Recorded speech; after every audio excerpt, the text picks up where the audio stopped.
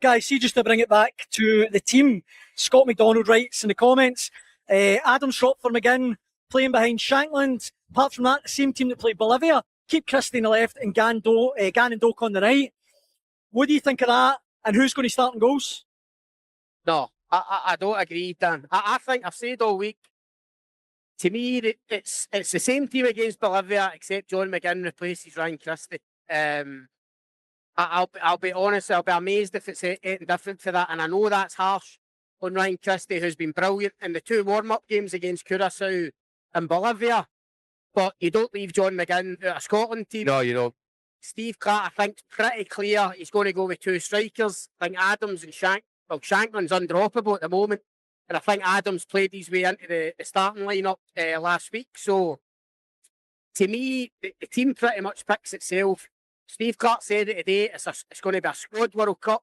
It's going to need everybody, so it's not a slight on Ryan Christie or others who might be left out. He'll still have a big part to play, no doubt, probably after an hour here in this heat tomorrow night. But for me, it's a back 4. Hickey, I think Angus Gunn will be in goal.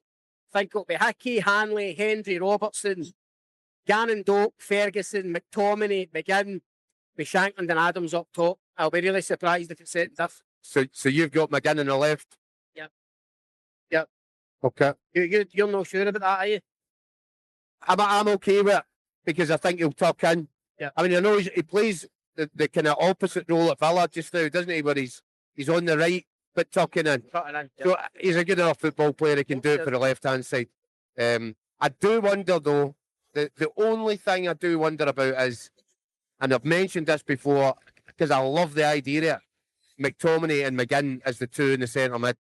And then whether it's Ryan Christie on the left-hand side, Gannon Doak on the right, or even Finlay Curtis. So you're leaving Ferguson out? For this game, I think it's a horses for courses. I know you're saying it's physical, we need legs in the middle of the pitch. Can you tell me we don't have legs with John McGinn and Scott McTominay? We do, but I just don't think McGinn is a natural sitter, a natural holder when McTominay goes forward. Ferguson's clever. I think that's why Ferguson was so good the qualifying. But he's not a natural sitter. How's Ferguson prepares to get forward? He's a box-to-box player. And they can all be box-to-box. They can, and he can do it. And in his younger days, that's what he was doing. More recently at Bologna, he's much more a sitter. He's playing more advanced with Bologna. That's when he won his player of the midfielder of the season. 2 seasons ago. Aye, but he was in a more advanced role. And he's not played a lot of football since then. But this season, he's played as a sitter for Bologna. And with a manager that doesn't understand what he's good at. No. Because that's why he's not getting a regular game. He's not starting enough games at Bologna. Clarke never plays him in an advanced position. I know. He's in there to protect, and when McTominay goes, Ferguson's clever enough to sit and hold. And also, I go back to it, Haiti, and listen, McGinn's powerful and strong himself, but they've got 2 strong guys in midfield as well. No, they play almost like 4-2-4. 2 centre mids are runners and grafters. We need at least one of them in there, and I think Ferguson's the best at it.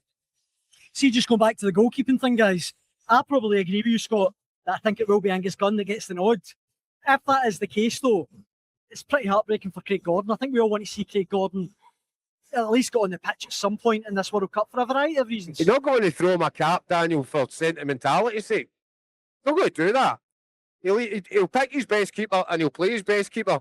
And he's not going to say to Angus Gunn, right, come on, you come off after 65 minutes to let Big Craig on for a wee game. It doesn't work like that, Dan. And I agree with you. I want to see Craig Gordon as our number 1 of this tournament. But I also agree with Scott. I don't think that's what we're going to get. I think Angus Gunn's going to be in goal. He's got the number 1 jersey. Dan, said it all week. You get that number 1 squad jersey, and then in the last warm-up game before the World Cup, you play a full 90 minutes. To me, that's a message that Angus Gunn starts the World Cup.